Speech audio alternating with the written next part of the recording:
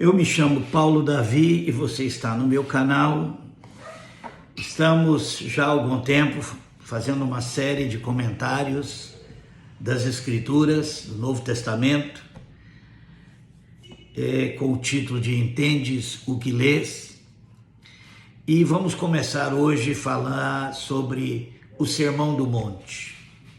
O Sermão do Monte, que está no capítulo 5, 6 e 7 de Mateus, é considerado por muitos como a essência, o resumo da doutrina de Cristo, do que realmente Jesus ensinou. E esse sermão é, sem sombra de dúvidas, a luz que nós temos para todas as Escrituras. Nele nós conhecemos o Espírito de Cristo. Esse sermão está para a nova aliança, assim como o Monte Sinai esteve para a velha aliança. E não é por acaso que Jesus começa falando de 10 bem-aventuranças. Isso faz a gente lembrar dos 10 mandamentos, da tábua dos 10 mandamentos que Moisés trouxe do Monte Sinai e que é também a essência, né, da lei e da velha aliança. Então vamos começar com a leitura do capítulo 5, do verso 1 ao verso 12. Quando Jesus viu aquelas multidões, subiu um monte e sentou-se. Os seus discípulos chegaram perto dele e ele começou a ensiná-los. Isso é uma coisa própria de Cristo, né? A gente vê isso em todo o Evangelho, que apesar de Jesus ser seguido por uma grande multidão, atrás de milagres, atrás de cura, atrás de libertação, e eles procuravam Jesus para isso, né? Por causa disso, Jesus tinha seus discípulos que não apenas estavam atrás das bênçãos que Deus poderia dá-los, mas queriam conhecer aquilo que podia mudar a vida deles, que era o ensino de Cristo. Por isso Jesus, ele ensinava sentado, né? Ele não levantava a sua voz, ele não tentava ser ouvido por toda a multidão, mesmo porque também a multidão não estava ali para ouvi-lo, e sim para receber seus milagres. Isso não é muito diferente de hoje, né? E então Jesus senta e ele começa a ensinar os seus discípulos que se aproximaram dele, né? E é isso que nós estamos fazendo sempre aqui nesse canal, tentando aproximar de Jesus e aprender dele. E não tem como aprender o ensino de Cristo, a doutrina de Cristo, sem entender o Sermão do Monte. Vamos começar então. Olha como é que Jesus começa o seu sermão.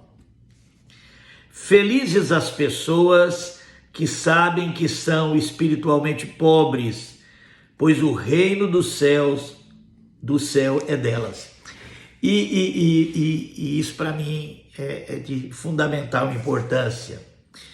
Em algumas traduções fala humildes de espírito. Então, pobres de espírito, humildes de espírito, humildes.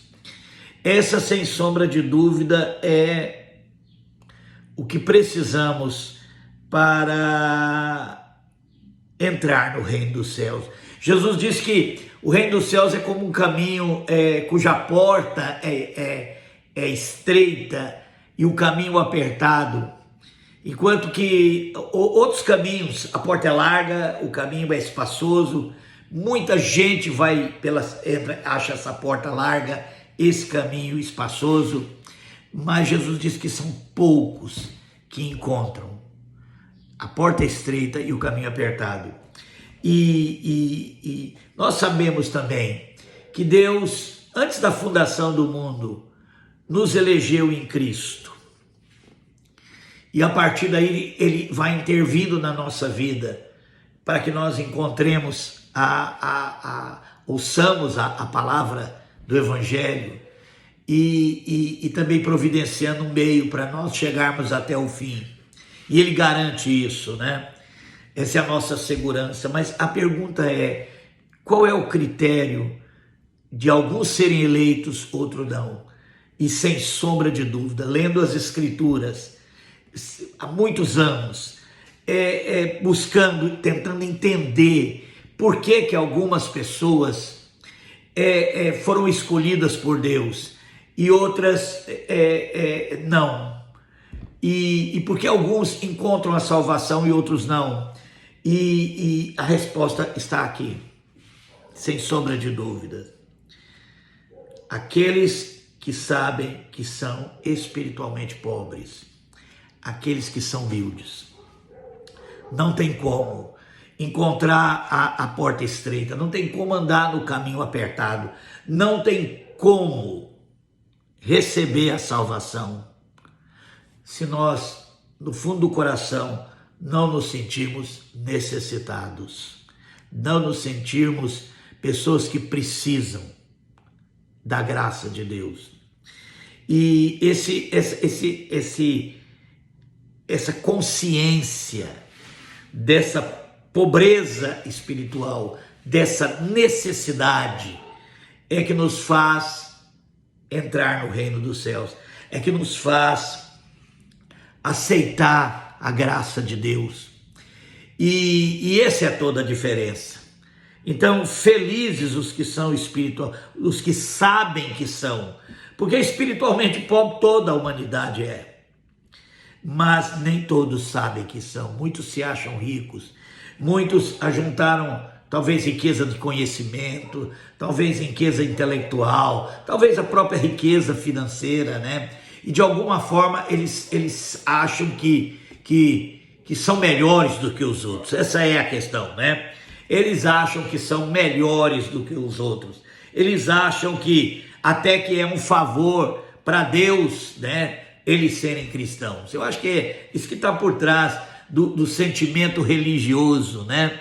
As pessoas que se sentem que Deus foi abençoado por elas seguir, né, o caminho. Elas acreditam que é Deus que precisa delas. É algo na consciência da pessoa, no coração, né? Na consciência do coração, né? Na mente do coração. Mas existem outras pessoas que mesmo que têm dinheiro, que mesmo que têm conhecimento, que mesmo que estudam, que mesmo que leem, né? Talvez aquela máxima, né? De Sócrates, né, filósofo grego, tudo que sei é que nada sei. Então, algumas pessoas, à medida que vão conhecendo ou vão vivendo, vão tendo experiências, elas vão entendendo que elas são necessitadas. Outras não. Outras, à medida que vão trabalhando, conquistando, estudando, lendo, aprendendo, elas vão se sentindo cada vez melhor. E cada vez elas se acham, né? E isso é a grande diferença de um espírito humilde e de um espírito exaltado. Verso 4, felizes os que choram, pois Deus os consola.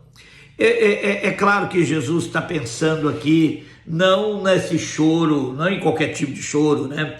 Não no choro que muitas vezes nós choramos porque nós perdemos aquilo que nós queríamos, ou porque nós somos prejudicados, ou porque nós sentimos dor, ou porque nós sentimos dó de nós mesmos, né?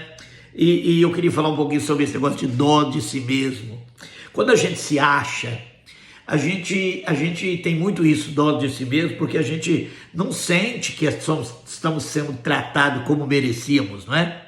Não sente que nós estamos recebendo até de Deus aquilo que merecíamos receber. Então, muitas vezes, choramos com dó de nós mesmos, mas não é esse tipo de choro que Jesus está se referindo. É quando nós choramos, né, por causa das nossas próprias misérias, quando nós choramos, quando nós encaramos a realidade nossa, a nossa pequenez, né, a nossa falta de cuidado, a nossa decepção conosco mesmo, né? Que é diferente de dó de si mesmo. Dó de si mesmo é quando nós choramos porque achamos que não recebemos aquilo que merecíamos. Mas o choro que aqui Jesus está se referindo é o choro que nos leva a entender que nós não somos muitas vezes aquilo que nós pensávamos que nós éramos, que nós não fazemos aquilo que gostaríamos de fazer. Paulo fala sobre isso, né? O bem que ele queria ele não fazia, e se o mal que ele não queria, e ele então fala: miserável homem que sou. É esse tipo de choro que Jesus está se referindo. Mas também há um outro tipo de choro, quando nós somos capazes de chorar pelo sofrimento dos outros, quando nós temos empatia, quando nós sofremos com os que sofrem. Esses dois tipos de choro talvez não sejam dois tipos, mas um tipo só de choro. O choro que nos conecta com o coração de Deus. E bem-aventurado quem chora de arrependimento por ter feito algo que não queria ter feito, ou mesmo que fez querendo, mas depois viu que não devia ter feito. E um verdadeiro arrependimento, um choro de verdadeiro arrependimento, mas também o choro de compaixão, né? Deus promete consolar. Felizes as pessoas humildes, pois receberão o que Deus tem prometido. Vamos ver em outra tradução, Romanos 5, verso 5, Mateus 5, verso 5. Vamos ver nessa tradução aqui, que é a Corrigida Fiel, como é que fala aqui nessa tradução. Vamos lá, Mateus 5, 5. Diz assim: bem-aventurados os mansos, porque eles herdarão a terra. E essa questão é tão importante, os mansos. Mansidão é fruto do Espírito, faz parte daquele fruto do amor, que Paulo fala lá em Gálatas. Dos gomos desse fruto do amor é a mansidão. A mansidão também é um lado da humildade, né? Porque a mansidão mostra que nós não temos aquele espírito armado, nós não temos aquele espírito ofendido com todo mundo, porque aquelas pessoas que se acham e acham que não estão recebendo aquilo que mereciam, não estão sendo tratadas como deveriam ser tratadas, elas estão sempre armadas, né? Elas estão sempre irritadas, elas estão sempre com raiva. Mas o manso não. O manso é aquela pessoa que sabe que ela não é melhor do que ninguém. Ela sabe que ela não, ela consegue sentir não só a sua própria pequenez, mas de toda a humanidade. Ela se sente um com as outras pessoas, ela se compadece, né? Então ela é mansa. Então Jesus estava falando numa época em que o povo judeu estava sob o domínio dos romanos, e havia muito ódio dos judeus contra aquela dominação. Havia inclusive grupos, né, que lutavam, né, fazendo atentados e coisas assim, e porque eles estavam revoltados, né? Então talvez a palavra revoltada é o antônimo de mansidão. O manso é aquele que confia em Deus, é aquele que ele porque a mansidão fala de relação com o nosso próximo, é aquele que não culpa o seu próximo pelas mazelas que todos nós enfrentamos, né? Ele não sai atrás de culpado, por isso ele é manso. Ele não está procurando culpados, né? Há pessoas que estão profundamente revoltadas e culpam o pai, a mãe, o governo, o vizinho, o patrão. E eu não estou querendo dizer que em determinadas situações nós não podemos ser vítimas de injustiça, mas a pessoa que é mansa, ela enxerga que por trás de toda injustiça existe uma condição que tanto ela como todos estão debaixo, que é a questão do pecado. Então ela sabe que não adianta lutar contra a carne, contra o sangue. Ela é mansa. E eu dou muito valor nisso. Vamos continuar. Felizes as pessoas que têm fome e sede de justiça. De justiça. Bem-aventurados que têm fome e sede de justiça, porque eles serão fartos. Essa fome e sede de justiça. Alguém pode pensar, mas como é que alguém pode ser manso e ao mesmo tempo ter fome e sede de justiça? É porque essa pessoa entende que a gente não faz justiça com as próprias mãos, no sentido de que justiça não é vingança. Presta bem atenção nisso. Quando nós não conhecemos o Espírito de Cristo, todas as vezes que nós vemos a palavra justiça, nós achamos que Deus está se referindo à vingança, né? Geralmente alguém fala assim, Deus é amor, aí logo tem um religioso que fala, mas ele também é justiça. Quando essa pessoa fala isso, provavelmente ela está pensando em vingança. Ela está pensando em Deus lançando no inferno aqueles pecadores, né? Que não creram no evangelho e coisa desse tipo. Eles falam assim, né? Eles sentem assim, porque a ideia que eles têm de justiça é vingança, é punição.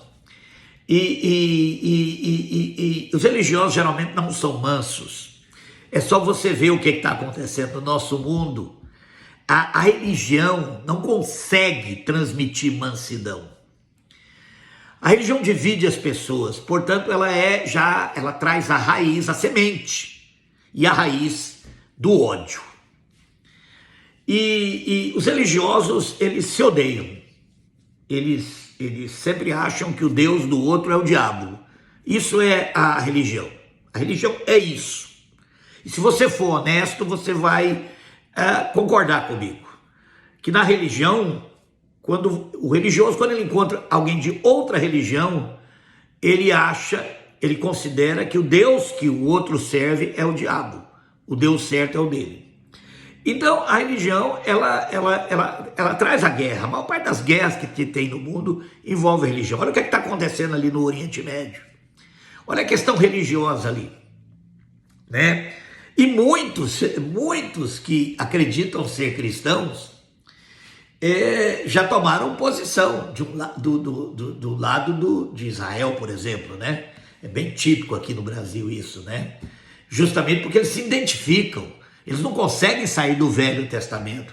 Eles acham mesmo que Israel tem direito de sair matando e conquistando terra à vontade e passando ao fio da espada mulheres, crianças, como foi feito no Velho Testamento na época de Josué. Essa gente é discípulo de Josué, não de Jesus.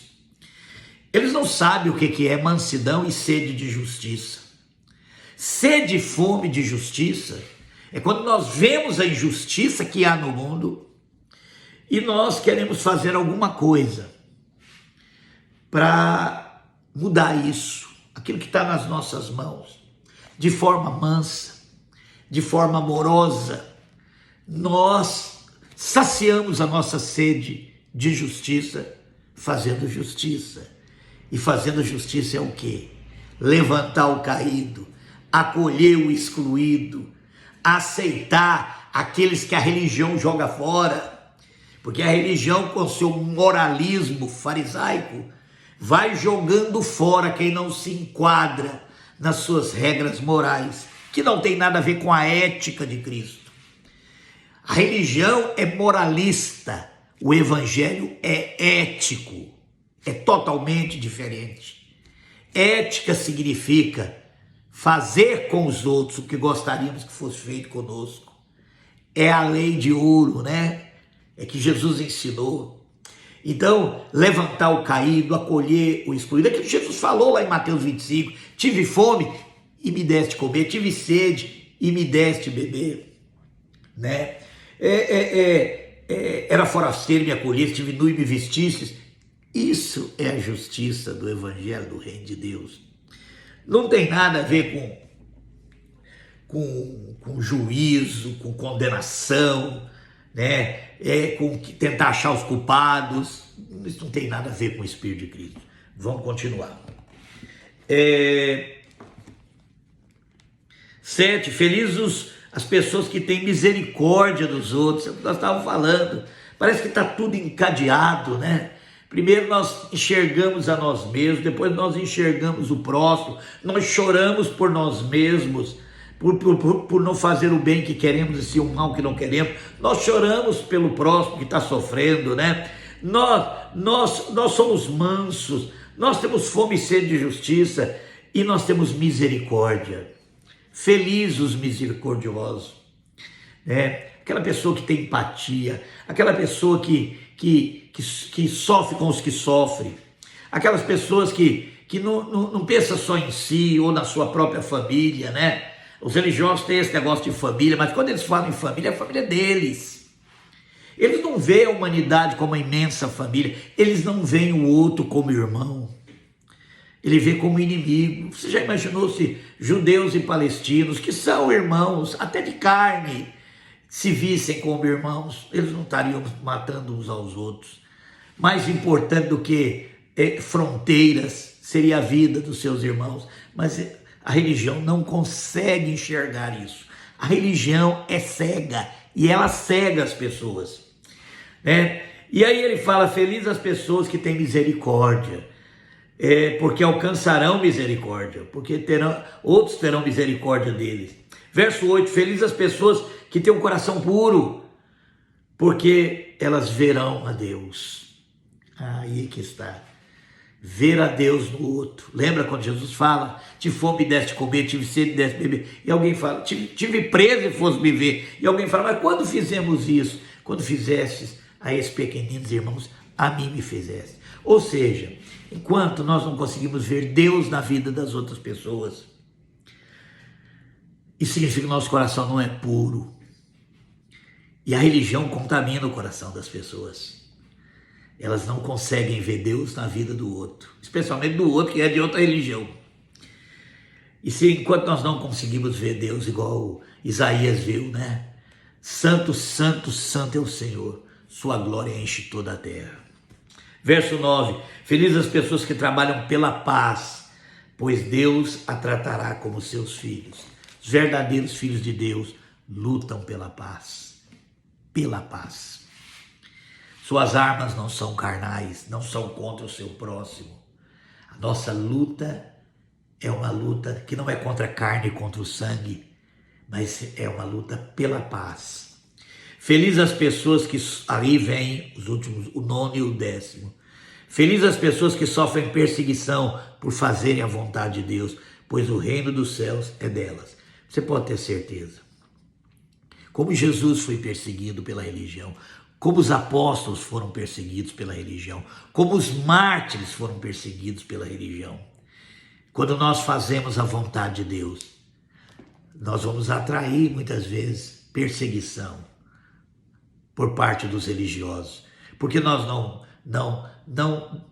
concordamos com o sectarismo, porque nós não concordamos com a divisão, porque nós não concordamos com esse moralismo que mata pessoas. Nós não concordamos com esse moralismo que apedreja as pessoas, sabe? Nós cremos num evangelho ético e não numa religião moralista que sai atropelando quem não se enquadra no padrão delas. E finalmente, verso 11: felizes são vocês quando os insultarem, perseguirem e dizendo todo tipo de calúnia contra vocês, por serem meus seguidores. Fiquem alegres e felizes, pois uma grande recompensa está guardada no céu para vocês, porque foi assim mesmo que perseguiram os profetas que vieram antes de vocês. Presta atenção nas Escrituras. Quem perseguiu os profetas foi a religião. Quem matou Jesus foi a religião. Quem perseguiu os apóstolos foi a religião. A religião continua sendo a manifestação do espírito do anticristo, porque em nome de Cristo eles destroem tudo que Jesus ensinou. Que Deus nos abençoe.